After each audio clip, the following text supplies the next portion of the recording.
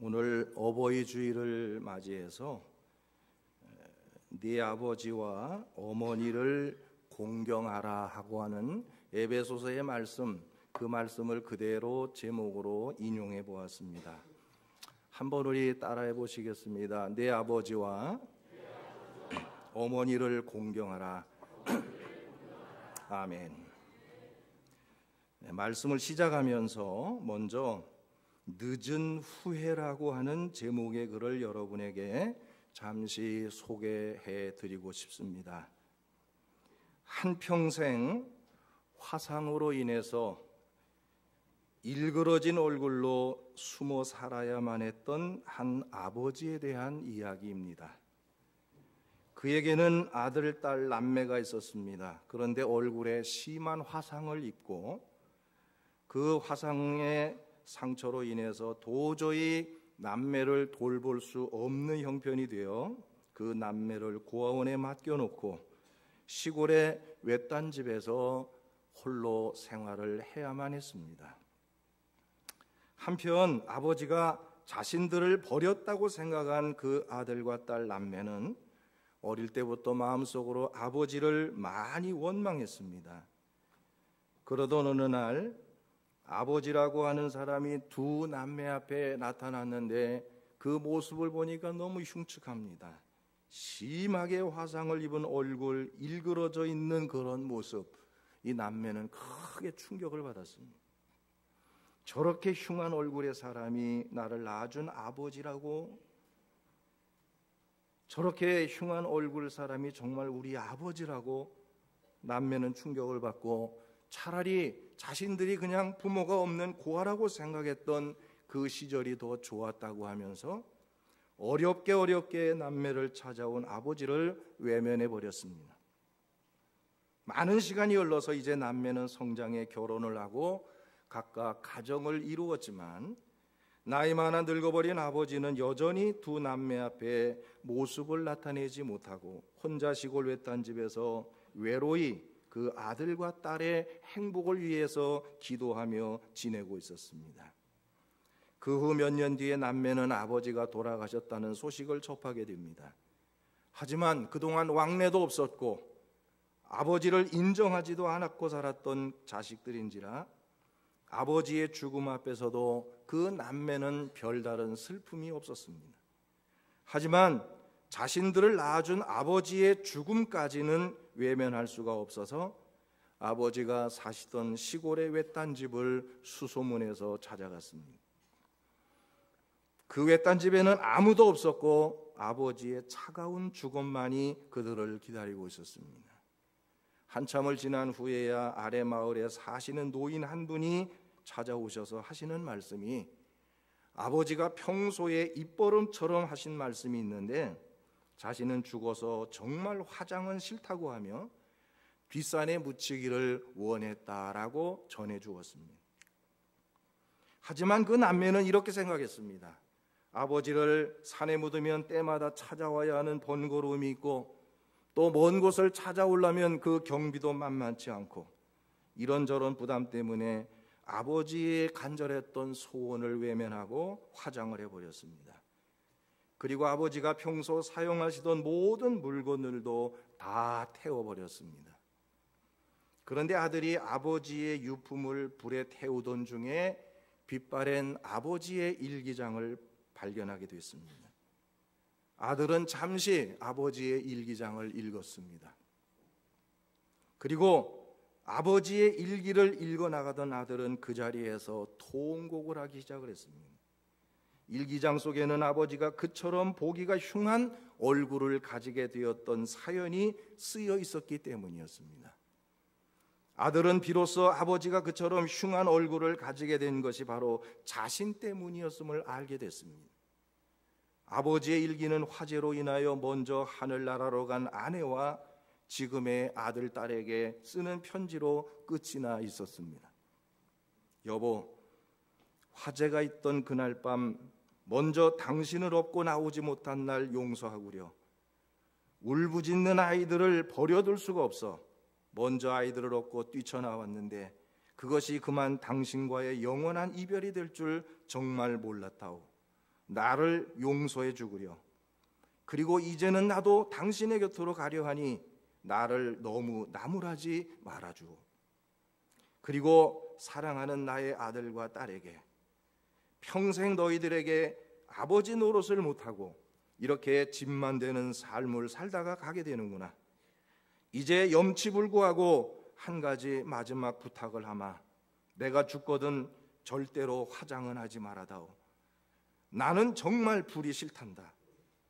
평생을 밤마다 불에 타는 악몽에 시달리며 살아왔단다. 그러니 제발 화장만은 말아다오. 뒤늦게 이 같은 모든 사실을 알게 된 남매는 땅을 치고 통곡하고 후회를 했습니다. 하지만 이미 아버지는 화장이 되어서 한 줌의 재로 사라진 뒤였습니다. 그래서 그 글의 제목이 바로 늦은 후회입니다.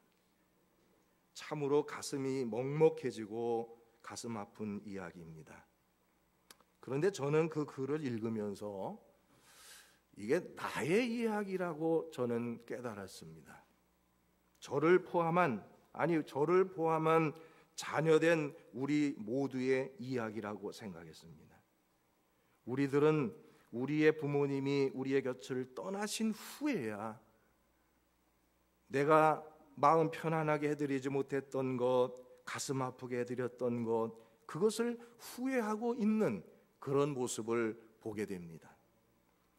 왜 살아계실 때 좀 더 기쁨 드리지 못하고 편안하게 해드리지 못하고 부모님이 우리의 곁을 떠난 다음에야 후회하고 있는 것일까? 특별히 저는 목회를 하면서 목회한다라는 것 때문에 평생 부모님에게 효도하지 못하고 불효했던 것들이 너무 마음이 아파서 사실은 이 말씀을 준비하면서도 혼자 많은 눈물을 흘렸습니다. 어쩌면 우리 부모님의 얼굴에 있는 주름살 하나하나가 모두 자식된 우리들이 만들어드린 것 아니겠습니까? 부모님의 눈에는 자식의 허물이 보이질 않는다고 하죠. 왜? 너무나 사랑하기 때문에. 그래서 부모님의 눈에는 자식의 눈물이 보이지 않습니다. 그만큼 부모님의 사랑은 위대한 것입니다. 몇 해 전 한 생명보험회사에서 이색적인 광고를 했는데 부모님을 소재로 한 광고였는데 저는 그 광고를 보면서 너무 감동을 받았고 긴 내용이기 때문에 다 말씀드리지는 못하고 그 광고 가운데에 어머니에 관한 부분만 조금 인용을 해보도록 하겠습니다. 어머니 21에 당신은 고개를 두 개 넘어 얼굴도 본 적 없는 김씨댁의 큰아들에게 시집을 오셨습니다. 그리고 시집 온 지 5년 만에 자식을 낳았습니다. 32이 되었을 때 아들이 밤늦게 급체를 앓았습니다. 당신은 아들을 얻고 읍내병원까지 20리길을 힘든 줄 모르고 달렸습니다. 40이 되는 해 그의 겨울은 유난히 추웠습니다. 당신은 아들이 학교에서 돌아올 무렵 외투를 입고 동구 밖에까지 나가 그리고 학교에서 돌아오는 아들에게 당신의 체온으로 덮여진 그 외투를 벗어서 입혀주셨습니다. 52이 되는 해에 아들이 결혼할 여자라고 하며 집으로 데려왔습니다. 당신은 싫었지만 아들이 좋다니까 당신도 좋다고 하였습니다. 60이 되는 해 어머니 환갑이라고 자식들이 모처럼 돈을 모아서 보냈습니다. 당신은 그 돈으로 자식들의 보약을 지어 보냈습니다. 65이 되어서는 자식들이 바쁘다고 명절에 고향에 못 내려온다고 할 때 당신은 동네 사람들에게 아들이 바빠서 아침 일찍 왔다가 올라갔다며 당신 평생 처음으로 거짓말을 했습니다. 오직 하나 자식 잘 되기만을 바라오며 살아온 한평생. 하지만 이제는 깊게 주름진 얼굴로 남으신 당신, 우리는 그런 당신을 어머니라 부릅니다. 저는 이 광고를 보면서 그런 생각했습니다. 이 광고 내용이 어떤 특별한 사람을 말하고 있는 게 아니라 바로 우리의 부모님들을 말하고 있다. 뭐 특별히 꾸며낸 이야기도 아니고 그냥 우리 부모님들의 모습을 그대로 이야기하고 있는 것이기에 이 광고의 내용이 더욱더 저의 마음에 와 닿았습니다. 사랑하는 성도 여러분, 어버이 주일을 맞으면서 저는 이 말씀을 먼저 꼭 드리고 싶습니다. 여러분, 부모님을 존경하는 마음 가지는 성도들 되시기를 부탁드립니다. 왜냐하면 우리들의 부모님은 한평생을 우리를 위해서 헌신하신 분들이에요. 그것 한 가지만으로도 우리 부모님들은 존경을 받으시기에 충분하시다는 사실을 여러분 이 시간 기억하게 되기를 주의 이름으로 부탁을 드립니다. 그리고 성경은 우리에게 약속합니다. 부모님을 존경하며 부모님을 공경하는 자들을 하나님은 크게 축복하신다고 약속해 주고 있습니다. 링컨 대통령의 유명한 일화가 있습니다. 링컨이 대통령이 된 후에 처음으로 상원에 나가서 연설을 하는데, 이제 연설을 하려고 앞에 섰더니 한 상원의원이 갑자기 소리를 칩니다. 링컨에게. 링컨, 당신이 이 나라의 대통령이 된 것이 너무나 부끄럽습니다 하더니 그가 구두 한쪽을 벗어서 들어 보이면서 하는 말이, 이 구두가 바로 당신의 아버지가 만들어 놓은 구두요, 구두쟁이의 아들이 이 나라의 대통령이라니 부끄럽소 라고 링컨을 비웃었습니다. 그때 링컨은 그의 이야기를 조용히 듣고 있다가 빙그레 웃으면서 이렇게 말했다고 그러죠. 의원님, 저는 나의 아버지가 구두쟁이라는 사실을 매우 자랑스럽게 생각하며 아버지를 존경하고 있습니다. 의원님, 만약에 그 구두가 터지거든 제게로 가져오십시오. 아버지의 등 너머로 배운 수선 기술이 있어서 제가 멋지게 고쳐드리겠습니다. 그동안 바쁘게 사느라고 아버지를 잠시 잊고 살았는데 오늘 의원님께서 우리 아버지를 생각나게 해주시니 감사를 드립니다.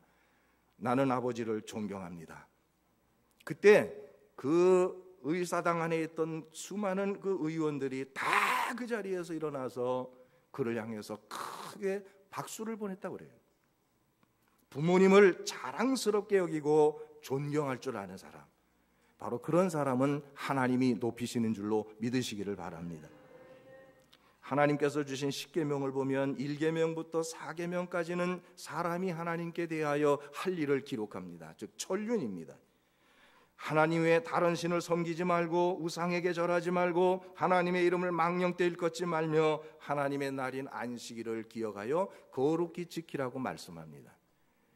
그리고 5계명부터 10계명까지는 사람과 사람 사이에 지켜야 될 일, 즉 일륜에 대하여 말씀하시면서 일륜에 대하여 말씀하시는 그 첫 계명이 바로 내 부모를 공경하라는 겁니다.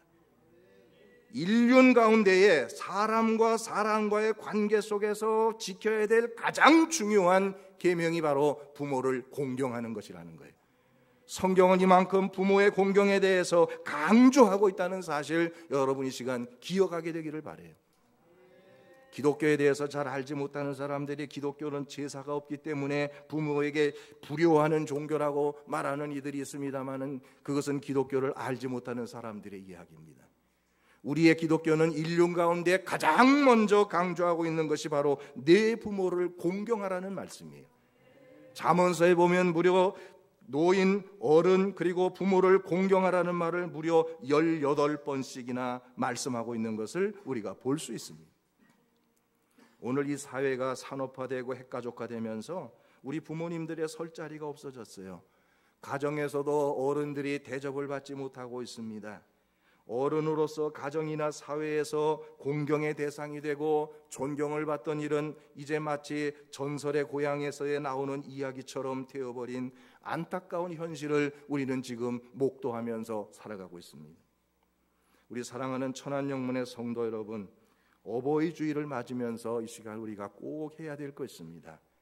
먼저 여러분 부모님에게 마음 아프게 해드렸던 것, 부모님을 섭섭하게 해드렸던 것, 이거 여러분 이 시간 회개하셔야 됩니다. 반성해야 합니다.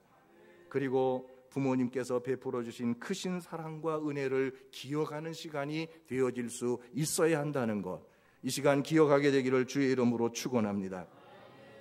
우리의 부모님 어렵고 힘든 시절 지나면서 먹을 것, 입을 것 안 잡수시고 입지 않고 자식들 먹이고 입히셨어요.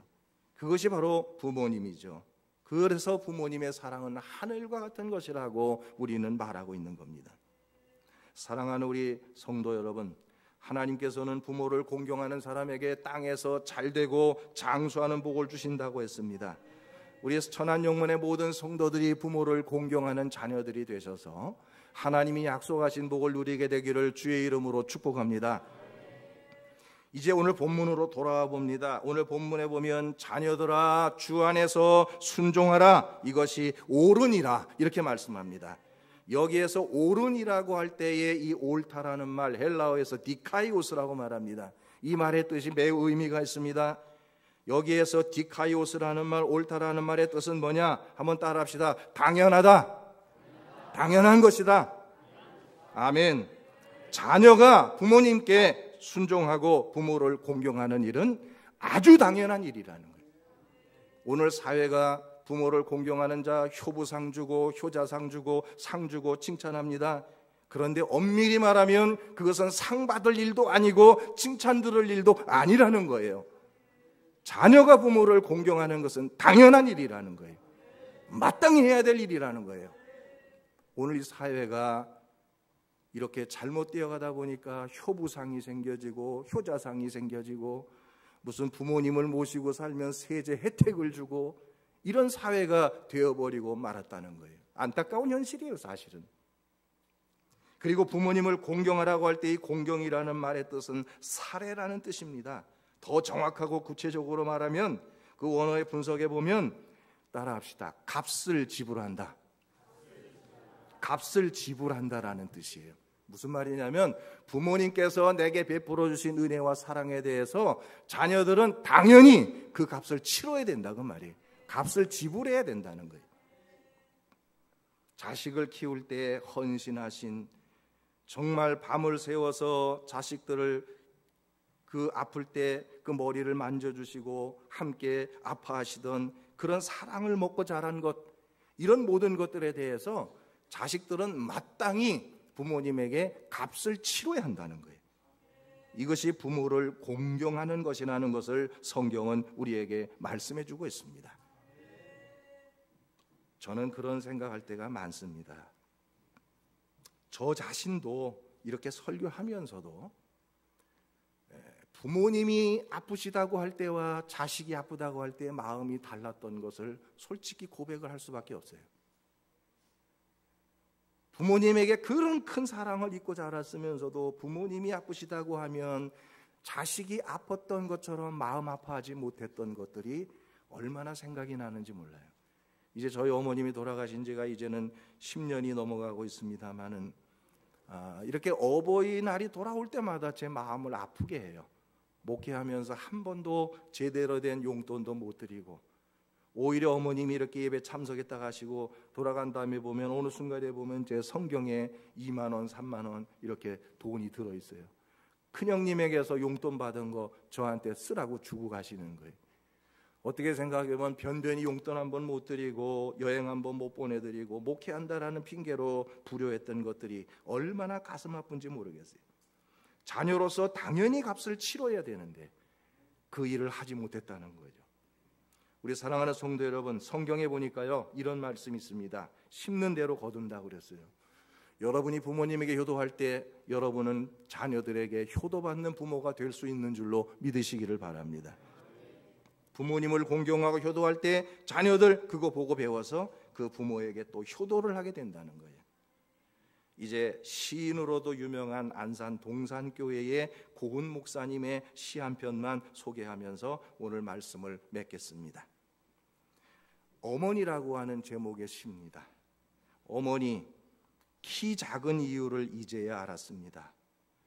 머리로 모든 짐이고 다니셨기에. 어머니, 몸 야윈 이유를 이제야 알겠습니다. 먹을 거 다 자식에게 주시고 입맛 없으시다며 허리띠 졸라 매셨기에. 어머니, 병드신 이유를 이제야 알겠습니다.